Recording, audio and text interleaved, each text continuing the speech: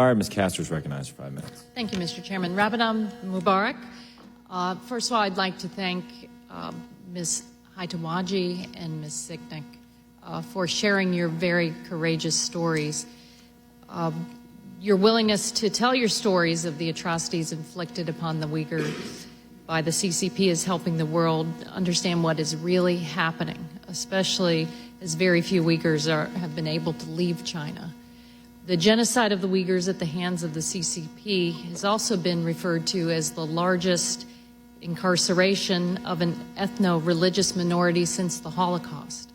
The CCP's policies in the region have been disproportionately perpetrated against women, causing an outsized impact to Uyghur culture. Rape, forced sterilization, ripping families apart, ripping children away from their parents. And because of this, it's imperative that the Uyghur women's voices are included from the beginning. So I do appreciate the chair and the ranking member making that happen here tonight. Ms. Kikoler, how can this committee help amplify the Uyghur women's voices and experiences? You said we need a global and coordinated strategy. What role, how can we elevate the women's experiences to tell their stories and change what's happening? Thank you so much, Representative Castor, for that question. I think it's really important what you're doing, first and foremost, in actually putting and drawing attention to the fact that the manner in which the Chinese government is perpetrating these crimes really singles out and focuses on the experiences of women. The conception of genocide consists of a number of different pillars, but within them include specifically imposing measures that would restrict birth, transferring children, and also other measures that would cause bodily harm. And we know from the history of the Holocaust that unfortunately it can be very difficult to understand the real nature of crimes that are occurring. That can be due to taboos around talking about sexual violence. It can be due to the difficulties in accessing witnesses and survivors. And it's really critical, as you are doing right now, that you're explaining the way in which these crimes are being perpetrated so that people understand, but that also so that government leaders in Beijing know that the world is watching and is aware that what they are doing behind closed doors, what they are doing within these camps, is something that the world is aware of, thanks to the incredibly courageous efforts of the two women beside us and of so many others that are telling their story. I think that there is additional support that could be provided to survivors who have been able to leave. It is very difficult for people to leave China and seek refuge elsewhere, but there are people whose stories need to be told. We need to actually have a process in place to collect in a systematic way their testimony, to gather their evidence. We've made great strides, sadly, as a result of contemporary genocides that have been perpetrated where women have also been targeted, be that the victims of the ISIS-related crimes, the victims of the Tatmadaw crimes in Burma against the Rohingya. We've developed ways in which we can interview survivors of gender-based violence and sexual violence in a trauma-sensitive manner. But what we haven't done in this particular case is specifically gone ahead with supporting those documentation efforts, supporting Uyghur civil society doing that, or creating an international mechanism for doing it. So a very big way that we could support women right now is in making sure that their stories are told to help create a historical record, but also advance accountability. And then, of course, through providing refugee assistance, through asking governments in neighboring countries to protect Uyghur communities so that they are not sent back to China to face future crimes, and so that we can also work to protect those who are speaking out. People like Rushan Abbas, whose sister sadly was taken after she spoke out about her experiences. So I think there are a number of different steps that can be taken to specifically help women, and I applaud you for putting an emphasis on that particular issue. Thank you. Mr. Chairman, I'm going to ask Ms. Sicknick and Ms. Haitawaji to answer for the record, to help us highlight the role of women and what specifically can be done to elevate their stories and have us take action. And I'll yield back. Great, thank you. Mr. Lukemeyer. Thank you, Mr. Chairman, and thank all the witnesses for your compelling testimony and sacrifice to be here and all the background you're giving us this evening. It's very, very vital to us. One of the numbers that has come across my desk is that in order for the Chinese Communist Party, i.e. government, to continue to oppress their people, to surveil them, detain them, and put them in detention camps, it takes about $300 billion a year. Is that a figure that you've heard before, could verify at all? Dr. Zenz, perhaps? Mr. Turkel? Is it close? Do you have an idea?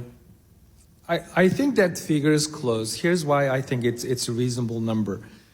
When you look back, the time that they start building those over 400 camps and installing those cameras, they invested zillions of dollars. And now this become a political economy. This is why they've been aggressively exporting their digital surveillance equipment.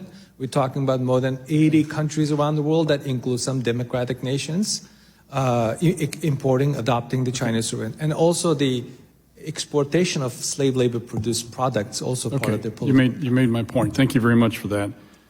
The point is that it takes billions of dollars a year for them to do this. And where do they get the money from? This is a concern, and in your testimony, Mr. Turkel, you indicate and name names, which thank you for that, because I think it's time we start naming names of companies that do business, companies that fund these people, and companies that are engaging and supporting this type of activity. You named Vanguard, BlackRock, HSBC, Fidelity, and other pension funds. I can tell you, for being on the Financial Services Committee, the CEO of BlackRock recently made the comment that the best place to invest the next 20 years is China. That can't happen, but it is happening. And those guys should be responsible, as you just said a while ago, for that sort of activity. So by naming those folks, how are they getting those dollars into these different companies over there that are helping with the atrocities? They raise funds. One of those companies in the midst of pandemic was bragging about raising $140 million in China, just China alone. Ray Dalio, he was publicly acknowledging that his business is thriving. And also hedge funds, venture capitalist firms in Silicon Valley are still making zillions of dollars. You know, one of the things back in 2020, there were 1,000 Chinese companies on our stock exchange. And then United States invested $1 trillion in those companies. Right. $1 trillion. We put in place a provision that said they had to be audited every 2 years, because many of them are shell companies, and they're just running the money through those companies into the government. And that alone knocked almost 3/4 of those companies off the list. So as of January 9th, that list is 252. But we're still investing in the company in this country. Our trade deficit is $383 billion. That's enough to keep the government funded to be able to detain and oppress their own people. How do you get the message across the American people that we've got to stop looking to Chinese products? We've got to start looking for our own, be willing to pay an extra $1 or $2 or $10 or whatever it is for an American-made product or a product made somewhere else in the world versus that of a Chinese-produced product. Borrowing a quotable line from Undersecretary Silvers, I believe forced labor is a cancer on value. American people need to stop purchasing knowingly. Now everything we touch, solar panels, pharmaceuticals, PPEs, beauty products. As you may have seen, CNN reported the Uyghur woman hair products being sold. 13 tons of hair products were seized by the CBP. How many shipments did we miss? What else that I've been sending? And they label these products as black gold. People need to know that we are complicit in the ongoing genocide. One quick more question. I notice you come in here with the International Finance Corporation, which is a development arm of the World Bank, allows China access to their funds. And technically, in order to be able to do that, they are supposed to be a developing nation, which they are no way that they're there at this point. How would you suggest us to fix that problem? The World Bank and IFC have been funding entities that are building those camps. Years ago, they are funding the entities that are directly building these camps. There is an entity called XPCC, Xinjiang Production Construction Corps, that were using funds from the World Bank. There were hearings held in the United States Congress years ago. People didn't pay attention to it. And this is the entity that the U.S. government sanctioned on the Global Magnitsky Act, and also largely responsible for the ongoing forced labor practices. Fantastic. Thank you so much. I yield back. Thank you. And I commend the fireside chat you did with Undersecretary Silver. It's available in podcast form. It's good listening. Mr. Moulton is recognized for 5 minutes. Thank you, Mr. Chairman. And first I want to thank the witnesses for being here, for your bravery in speaking out. You've given us some of the most powerful testimony I've ever heard in my life. And it should not be lost on any of us that this genocide is happening today, not at some distant time in history. It's happening on our generation's watch. Mr. Zenz, you spoke in your testimony about the paranoia of Xi Jinping and the CCP being a driving factor behind this repression. I can only imagine two fundamental reasons that the CCP and Xi might undertake this quest to control, subdue, and ultimately eliminate Uyghurs. One is out of fear for the impact that this might have on his hold on power and his strategic goals for China. The second is out of some ethno-nationalist urge for China to be purely Han Chinese. To what degree are each of these at play here? The CCP is profoundly insecure in the face of competing ideologies. It is a totalitarian system. So the important thing to recognize is that the worldview of the CCP is an ideology where its own ideology has to be dominant in every citizen. And there are two strategies for that. There's firstly ideological assimilation and second ethnocultural or racial assimilation. And with ethnic groups such as the Uyghurs, you have both problems. You have the problem that they're ethnically different and so harder to control. There's a religion, different language, culture at play. So assimilation is one important aspect of this fear complex. But the other one is the loyalty, the inner loyalty. And that's why in the re-education camps, they learn to give thanks and they simulate the prayer before meals or the singing before meal by giving thanks to Xi Jinping and the CCP for giving me food before they consume the meager ration they get in the camp. In my opinion, what happened in Xinjiang is the Uyghurs were the ones who really challenged the CCP's ability to control a region. And they realized at the end of the day, because the loyalty of the Uyghurs is not primarily to the Chinese Communist Party and the government, therefore every Uyghur is a potential threat. And I think that's how that expanded. If you look at it, initially there were 4 types of people to be targeted for re-education. Later on, there were 21 types of Uyghurs to be targeted for re-education. If you look at the psychology of how a mass atrocity happens, it's basically a desire for a security that's unattainable because you can't control a human soul. That desire and the fear to not be able to do it spiral out of control. And that's where you move from trying to just arrest individual people who have actually planted a bomb against the police, and you preemptively intern 10 to 20% of an entire ethnic group. That's paranoia, and that comes out of the fear that results from the desire to control, but you can't control the human soul. I hope it's a very complex topic to discuss in a hearing, but I hope I've touched on it. Well, it's a profound level of fear and insecurity from an autocrat who wants to be the most powerful man in the world. Last hearing, the committee heard a statistic that China spends more than any other country in the region on its military, but it spends even more than that on internal security. I'd imagine that no small amount of that money is going to the enormous technological infrastructure that the Chinese Communist Party is using to perpetrate this genocide and the accompanying societal repression. China has over half the world's security cameras, surveillance cameras. It uses highly advanced facial recognition to know where its citizens are and monitor what they are doing. And then it uses AI to identify citizens for further persecution. Mr. Turkel, could you describe for us what it is like to walk around the city of Xinjiang, surrounded by this technology of repression? How frequently do Uyghur residents encounter security cameras, checkpoints? What happens at those checkpoints? It is a total controlled police state. Leninist police state. Now it has got to the point of the Uyghur homes having QR codes on the door. The government could track, who lives there, what kind of family history, travel history, family connection. They also forcibly install spying apps on the mobile phones. This is precisely why our fellow Americans here in the United States even cannot comfortably contact their family members out of concern that one phone call, one text message, one video chat may end up causing them trouble, if not straight to the concentration camps. On this note, I want to also mention something that the U.S. government didn't get much media attention. Late 2021, U.S. Commerce Department added to the entity list of a military medical academy and its 11 affiliates for developing brain control weaponry. That has not attracted enough attention. Commerce Secretary specifically said that that weapon to be used on ethno-religious groups.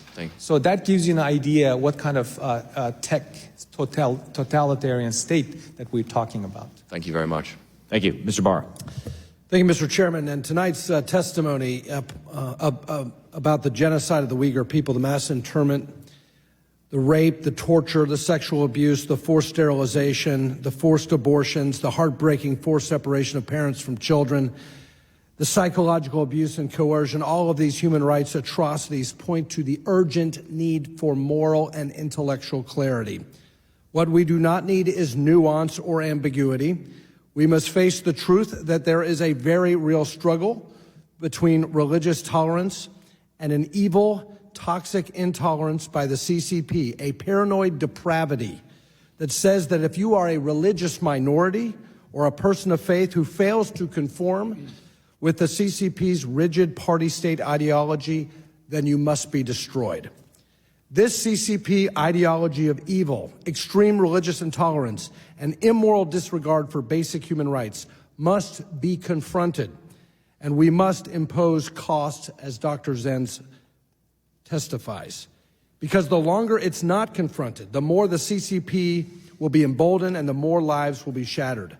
So tonight, let's affirm the objective superiority of U.S. Western values of individual freedom and dignity, religious liberty, freedom of conscience, and political democracy over the repressive features of Chinese communism and the CCP's brutal surveillance state totalitarianism. As many of us are aware, the People's Republic of China was elected to the United Nations Human Rights Council. According to the United Nations, the Human Rights Council is, quote, responsible for strengthening the promotion and protection of human rights around the globe and for addressing situations of human rights violations. To any of our witnesses, what message does it send to the Uyghur people and to other oppressed groups around the globe that China continues to hold a seat on the United Nations Human Rights Council? It sends a very disturbing message, to say the least.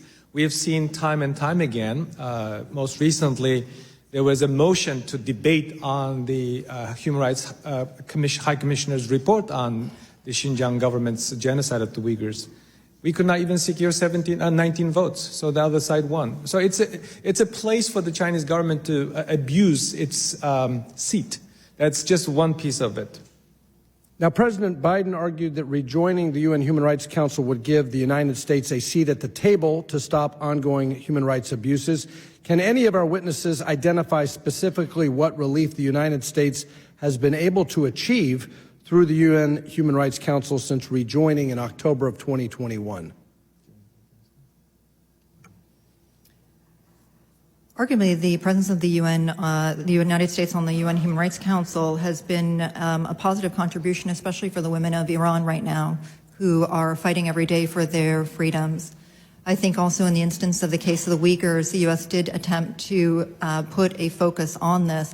And I think when it surfaced was just how incredibly sophisticated the Chinese government's efforts are to counter the efforts of the U.S. and like-minded governments, and why it's so important for us to redouble our work in trying to make sure that we are using every possible avenue that exists to raise the plight of the Uyghurs. It exposed just how far the Chinese government will do. And why is that important? It shows that they do care about their reputation. They do find ways to get other actors to voice support. I know that that might not seem like a significant change in behavior, but I think it is notable that they are monitoring. They're monitoring evenings like today. They're monitoring discussions that are happening in Geneva, at the General Assembly, within the Security Council. I would argue that the plight of the Uyghurs is a situation that should not just be relegated to conversations within the Human Rights Councils. It's a conversation that should be taken before the General Assembly and before the Security Council. And I know that as one of the permanent 5 members of the Security Council, that makes it incredibly difficult. But the Chinese government and the actions, the commission of these crimes against the Uyghur people is a threat to international peace and security, and as such should be something that is brought before the Security Council. Thank you. And Dr. Zenz, can you elaborate on your written testimony about the fact that not a single member of the Standing Committee of the Politburo has been designated for the role in the ongoing genocide in Xinjiang? And let's highlight the speech from Chen Quango, who led the efforts in the concentration camps in Xinjiang, who referenced the General Secretary who's, quote, sent me to Xinjiang, first not in order to merely be an official, not in order to make a fortune, not in order to have nothing but an empty title. The General Secretary sent me to Xinjiang in order to make a stable Xinjiang arise. Yes. We have, from these classified documents, now unprecedented evidence of central government involvement in the atrocity of Xi Jinping himself commandeering Chen Quango as party secretary, moving him from Tibet to Xinjiang. In the speech of China's National Minister of Public Security from 2018, he said that Xi Jinping was aware that the prison capacity in Xinjiang was a problem, that they needed more prison capacity, and that the central government in Beijing was promising money to hire more prison guards. This is a speech from June 2018. And I think it's a severe deficiency that the United States government has not gone and sanctioned some of these central government officials, not just in Xinjiang, because I think that that's a political problem, because it communicates to the Chinese government what they are saying, namely that it's a local issue, not a national issue. But the problem is the atrocity is a national issue, but you only make it a national issue if you go after perpetrators in Beijing. I think that would send a major signal to the Chinese government. The gentleman's time is